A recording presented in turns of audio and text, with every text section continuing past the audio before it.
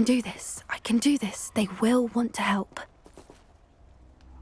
Is this where we're meeting the centaurs? Well, they don't exactly know we're coming, so it's less of a meeting and more of a surprise, I suppose.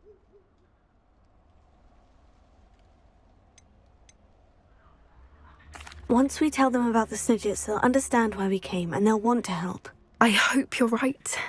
Perhaps they'll be able to tell that we're sincere. There's something about them that's so knowing. It's almost unnerving.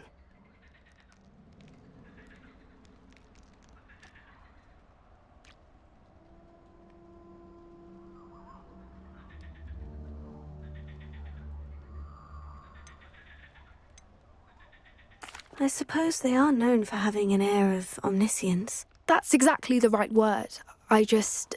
Never mind. What is it? It's nothing, truly. We've no secrets to hide. That's right.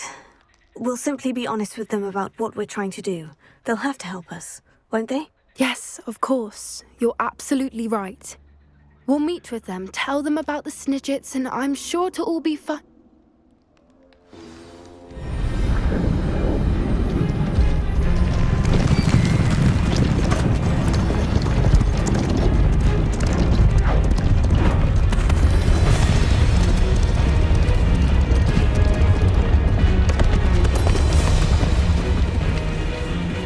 What do you think you're doing here, humans? Please! We were hoping to speak with you. Ah! I suppose you'd like a tale for your friends of the time you spoke to a centaur, and it spoke back. No, never! We're here because we need your help. Enough! You made a grave error in judgment in coming here, little witch.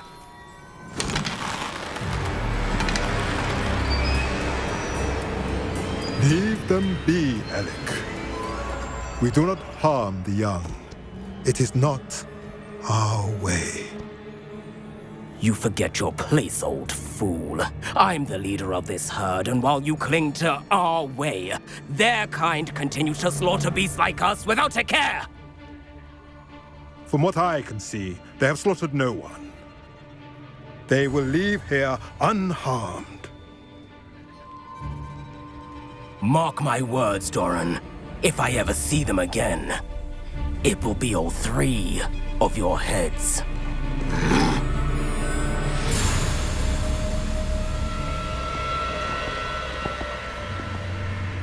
Foolish children. Do you know what happens to wizards who wander here? Now, follow me before Golden Snidgets are still alive, and the poachers are after them. They know that the key to finding them lies in the moonlight, but they don't know what that means, yet. Please, help us find the Snidgets before the poachers do. Could it be?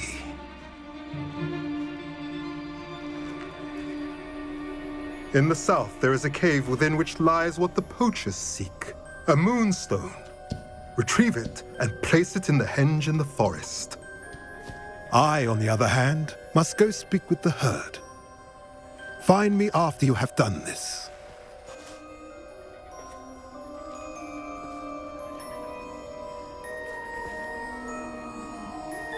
I don't understand. So the moonlight mentioned in the journal doesn't refer to actual moonlight, but to a moonstone. What do moonstones have to do with Snidgets? And why was he so certain about where we could find one?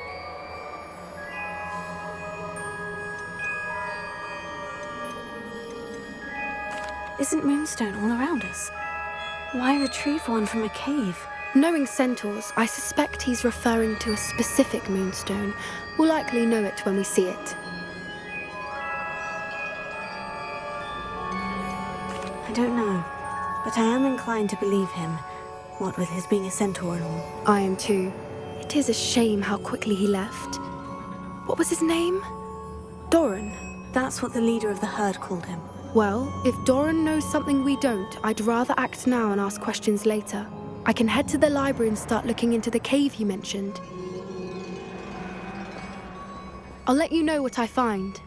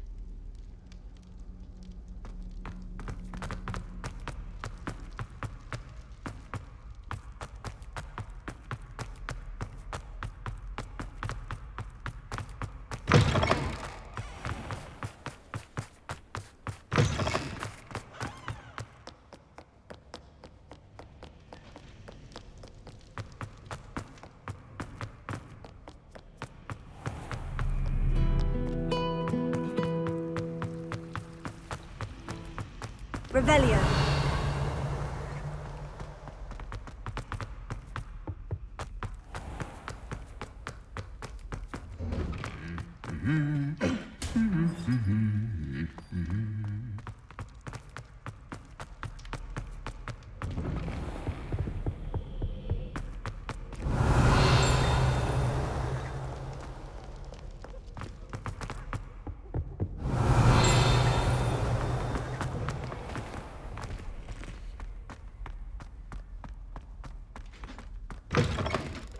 Revelio.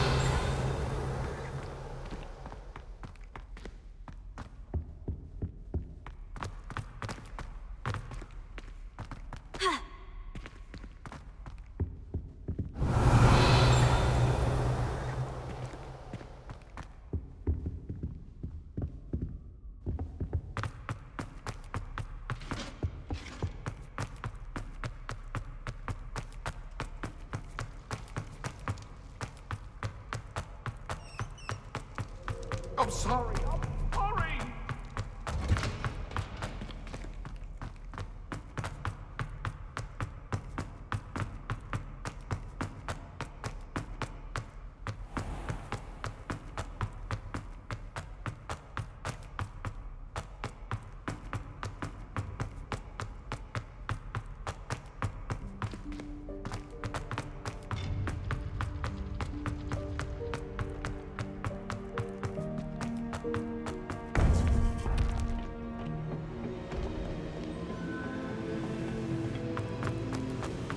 Welcome back.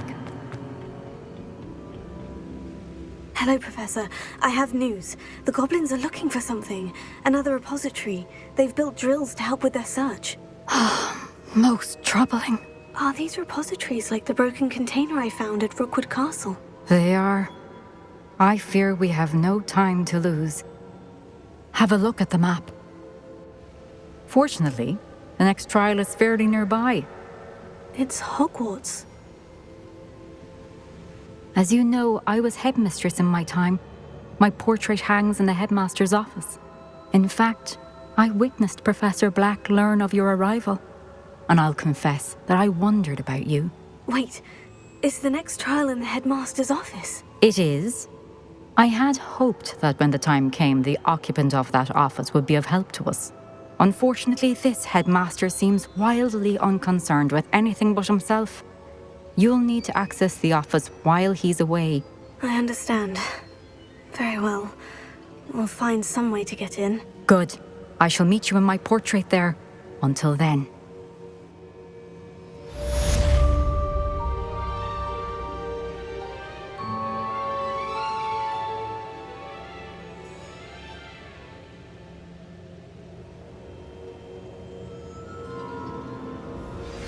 You are the talk of the school since you saved Mr. Rabe and I from the Ashwinders. We have come so far. We should discuss the next steps in our plan to stop Harlow.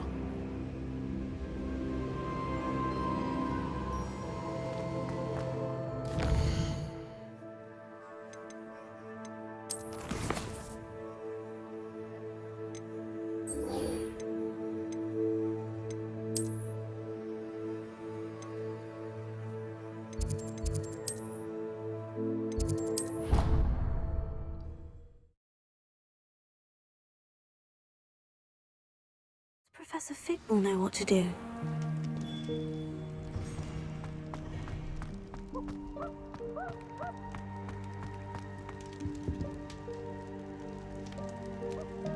I have been meaning to speak with you.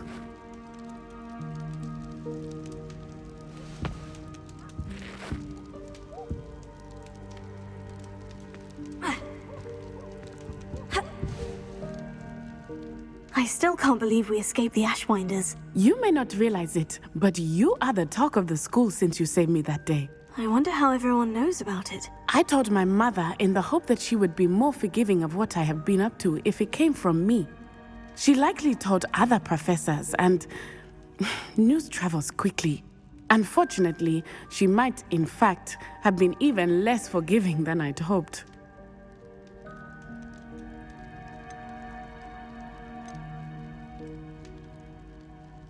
If she knew more about what you've done, I suspect she'd be proud. If she knew any more about what I've done, she would never let me out of her sight again. I'm sorry. Has Officer Singer done anything with the evidence we provided? She has not. Harlow is as strong as ever. Someone needs to stop him, whether it is us or Officer Singer. If someone had stopped the monsters like him in Matabeleland, my father would be alive today. What exactly happened to your father? It was a beautiful day. My mother had gone to tend to a neighbor who was ill, and so my father and I were galloping in the savannah. Galloping? Your father was also an animagus, I take it? He could become the most majestic giraffe, and he would carry me on his back, my arms around his neck. We were on our way home when we surprised a group of bandits who had come from our village. One of them saw me just as he removed a scarf from his face. He shouted and then aimed his rifle. He didn't want you to identify him. Exactly. In an instant, my father bowed his neck to protect me and was hit. As he fell, my father changed back into his human form. When the bandits saw this, they turned and ran in fear. Magic terrified them, and then he was gone. And it was all my fault. Your fault? How so? He died protecting me. If I had been capable of protecting myself, he would still be alive today. My mother and I tried to go on without him, but it became too much for us there. A few years later, we left to come to Scotland. Do you think taking down the Ashwinders will avenge your father's death? No. Vengeance is not what drives me. My father would not want that. He and my mother raised me to believe that it is a privilege to be able to fight for those who cannot. I know there is risk involved, but I feel it is worth it. I am glad you seem to think so too. What does your mother think about all of this? Well, as you saw, she worries a great deal. She is an excellent seer, but I think it bothers her to this day that she did not see my father's death coming. She misses him, as do I. So I believe on some level she understands my need to seek justice in a small way. But that does not mean that she likes it. Do you think your father would approve of the things we've been doing? Oh my, that is a good question. In theory, yes. Although he would worry as my mother does. But I think he, of all people, would understand my persistence. My father never shied away from a fight for good, no matter how ruthless the foe. And I think he would have enjoyed knowing that I had a compatriot like you. I'm sorry, Natty. I can't imagine what you've been through. Your father sounds exceptional. He was. Truly extraordinary. And thank you for your kind words. We all have our burdens. My father had a saying about that. Yes, I remember. Rain does not fall on one roof alone. Exactly. Soon you and I will put an end to the Ashwinders, beginning with Harlow. And once he is gone, we will turn our attention to Rookwood. We are making progress, and we will succeed. Thank you again for saving me. You deserve all of the praise you have received.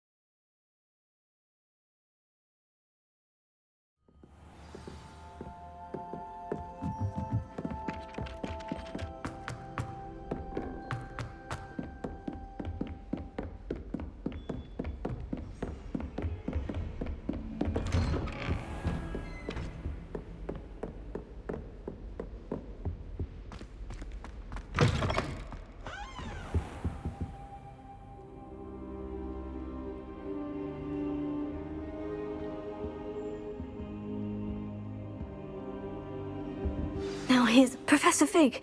The Keepers have shown me where the next trial is. something changed? Lodgok and I have learned that the goblins are searching for another repository, like the one we saw at Rookwood Castle. And I discovered that they're building massive drills to help in their search. Professor Fitzgerald seemed very concerned. I see. Ranrock clearly knows even more than we suspected. And sir, there's something else. Lodgok knew Miriam. He knew Miriam? They encountered each other at Rookwood Castle. She was doing research. That's where she found the container with the port key. He liked her so much that he let her leave with it, despite orders from Ranrock. I don't know what to say. She could win over almost anyone. I want to hear more of this. And, in fact, I'd like to speak with Lodgok directly. But we've no time now. Where is the next trial? Believe it or not, it's in the headmaster's office. Incredible. Very well. You'll need the password to get past the stone gargoyle. The headmaster's house elf will know it. I don't know the headmaster's house elf. Will he even speak to me? I imagine he's loyal to the headmaster. He is. So you'll need a disguise. I have just the thing. A polyjuice potion. You'll look and sound like Professor Black. Wait, doesn't polyjuice potion require a bit of the person you want to change into? And take ages to brew? It does. So how do you already have polyjuice potion to change into Professor Black? One never knows when such a thing may come in handy. Let's just say I felt the need to be prepared for anything after my fruitless trip to the ministry on his behalf. Now, time is of the essence. Drink up and I shall explain more.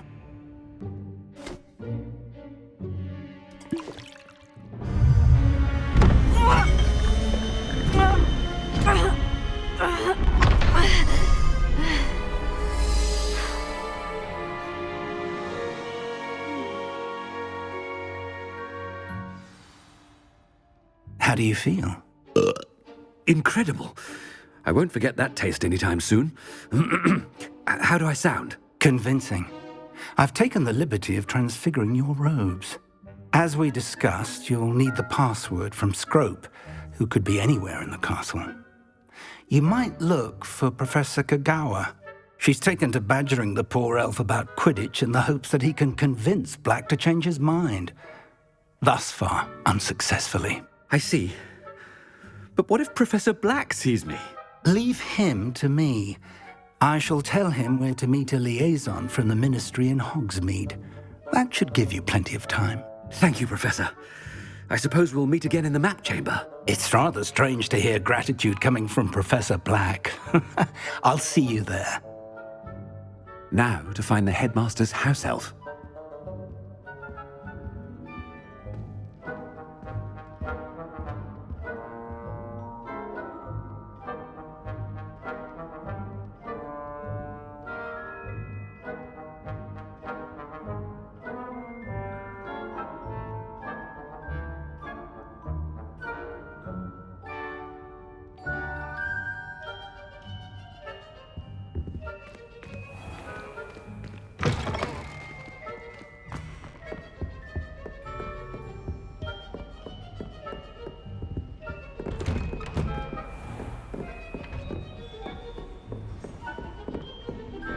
Professor, a moment of your time, please.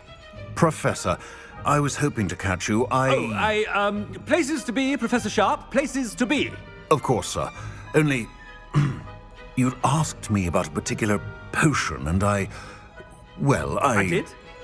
I did, yes. Well, spit it out, Sharp. I don't have all day. Probably best not to discuss it here, sir.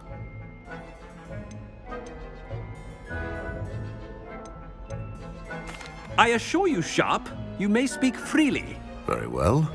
I've brewed the cure for boils you wanted. I can drop it by your office when it's convenient.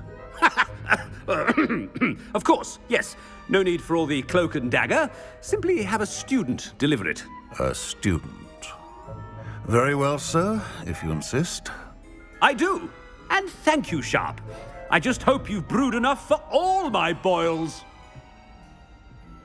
Now, to determine which student gets this rather unenviable task.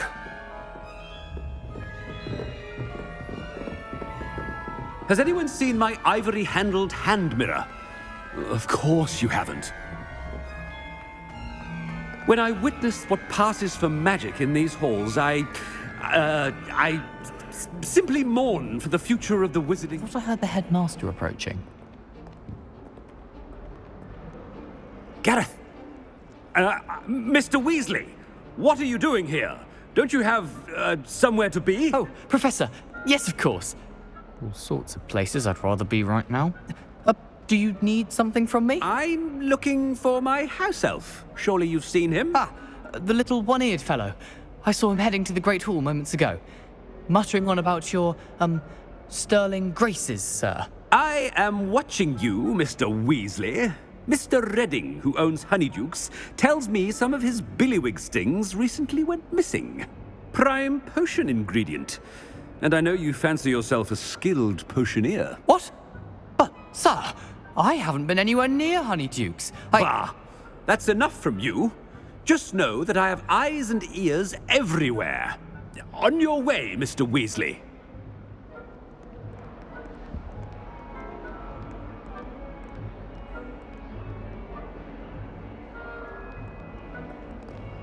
Well, there's one for my diary.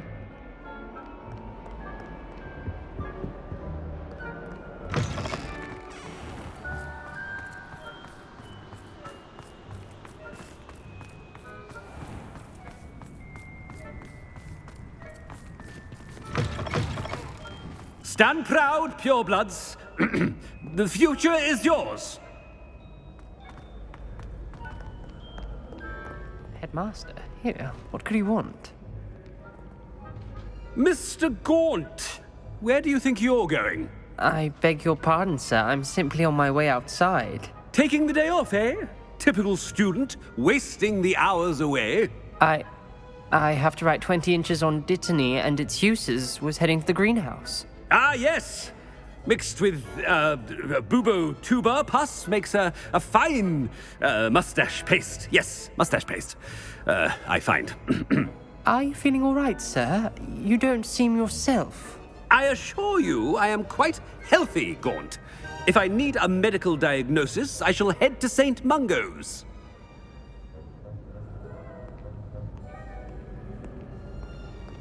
Something is very wrong with Professor Black.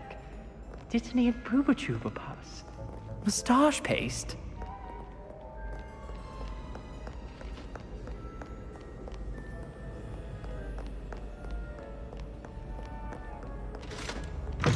I haven't time for any of you at the moment. None. None at all. Move aside.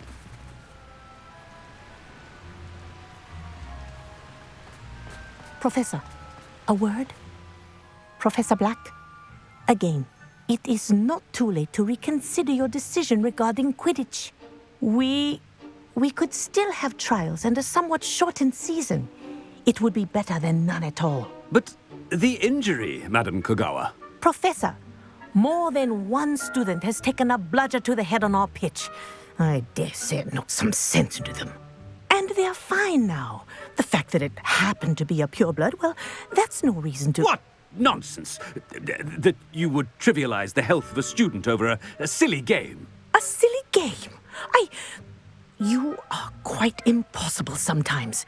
Sir, I've a good mind to write to the Department of Magical Games and Sports at the Ministry about you.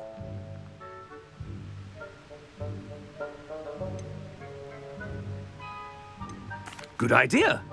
I can even provide the parchment should you need it. Now, where is my elf? Parchment? Very well, I will, and with pleasure. And I spotted Scrope in the Great Hall. Seems to be avoiding me. I wonder why. Good day, Madam Kogawa.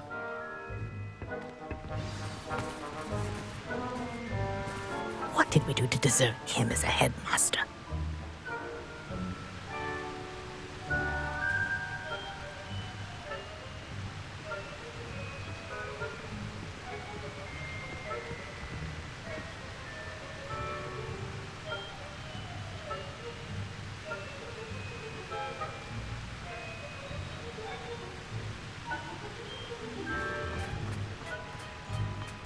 If you must speak with me, consult my secretaries or what have you. Now move along.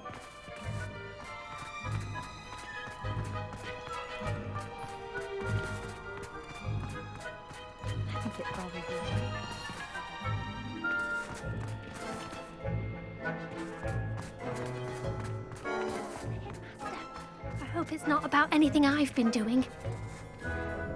Miss Broom, a word. Oh, Professor, this is an interesting surprise. It's Bloom, by the way. Remind me of your area of affinity, Broom. OWLs are swift approaching. Charms, sir. Non-verbal spells. Might work on one that makes me disappear. Well, keep at it, Broom. And before you know it, you'll be as invisible as that new fifth year seems to be. They're not invisible, sir. I've seen them near the library. In fact, they help me with my, heavy books. Speaking of invisible, where's my blasted house elf? Something seems a little off with the headmaster.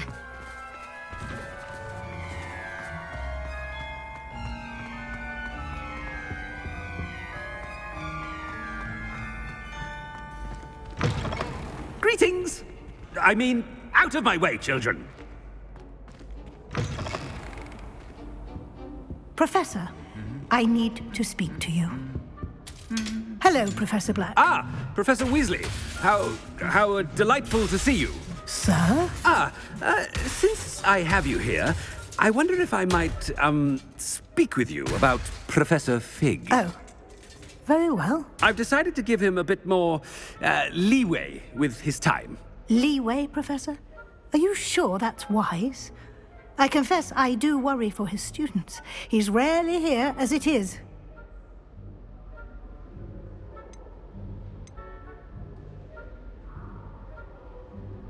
Ah, well, yes. He's handling some official ministry business for me. I see. But, sir, if I may, I am wary of how much time the new fifth year seems to be spending away from the castle, supposedly on Professor Fig's behalf. I've heard unsettling rumors of their escapades. Everything from sneaking into the Forbidden Forest to confronting Ranrock's loyalists and Rookwood's lot. What? Goodness. You cannot believe everything you hear, Professor. No, you cannot. I mean, I shall keep an eye on Fig. You simply keep doing the wonderful job that you're doing. Simply wonderful. Thank you. But I'm happy to look into... Good. That'll be all, Weasley. I mean, Professor Weasley. Good day. A wonderful job. Leeway for Professor Fig. I shall never understand that man. That ought to give Professor Fig some breathing room.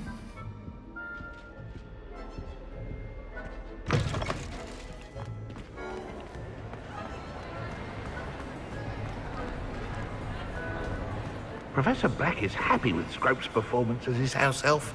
There's no doubt in Scrope's mind. Ahem. Attention, students.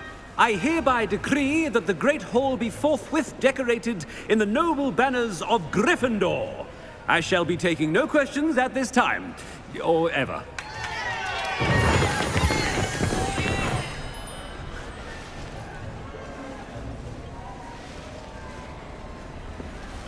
Scrope! Oh, greetings, Master. Remind me of the password to my office. Oh, but Master made Scrope swear never to tell anyone, even Master himself. How dare you question me? I've a mind to give you a matching set of ears. Yes, sir. Of course, sir. Scrope begs forgiveness. It is the Black family motto, Master. Right. Of course. Master does remember it.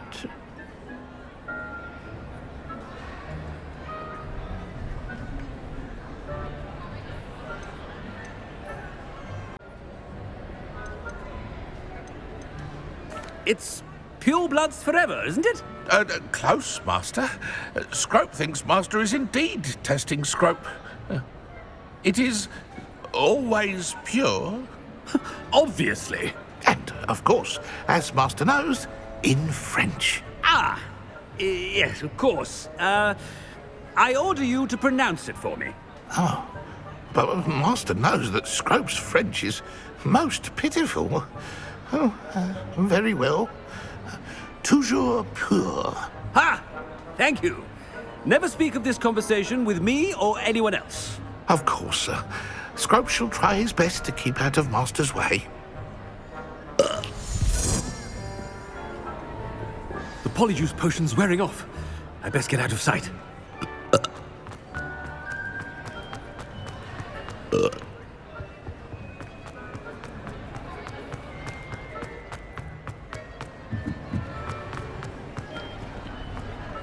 Made it just in time. It's wearing off. Fig was right. I can't believe it worked.